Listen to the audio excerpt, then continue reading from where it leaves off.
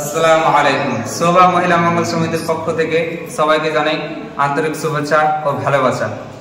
আজকে রতুয়া থানা থেকে আমি বলছি Jahangir Alam SMMST all India assistant হিসাবে, যেখানে আমাকে সোবা মহিলা মঙ্গল সমিতির অ্যাসিস্ট্যান্ট রাখা গিয়েছে। তার পক্ষ থেকে আমার এই গ্রামে অ্যারাবিক ক্লাস শেখাবার চেষ্টা করেছি। ফ্রিতে অ্যারাবিক শেখানো হবে, কোনো টাকা পয়সা নেওয়া হবে না। আর এই আপনি এই পরিষেবাটা পেয়ে সোবা মহিলা মঙ্গল সমিতির আপনাকে কেমন লাগছে জিনিসটা? এটা আমার ইচ্ছা ছিল যে আমরা ছেলে মেয়েদেরকে শিক্ষা দিচ্ছি অ্যারাবিক শিক্ষা, তার আগেই আমাদের মা বোনেরা শিক্ষার অতটা গুরুত্ব দেয়নি, মনে করেনি। তা আল্লাহ রসুল বলেছে যে তালাবুল ইলমে ফারিজা আলা কুল্লি মুসলিম, প্রত্যেক নর নারীর প্রতি ইলম শিক্ষা করা ফরজ। অতএব আমাদেরকে প্রত্যেককে অ্যারাবিক শিক্ষা করতেই হবে।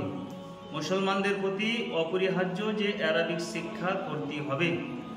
অতএব আমরা এইভাবে যদি শিক্ষা দিতে পারি মা বোনদের, সবচেয়ে তো ভালো।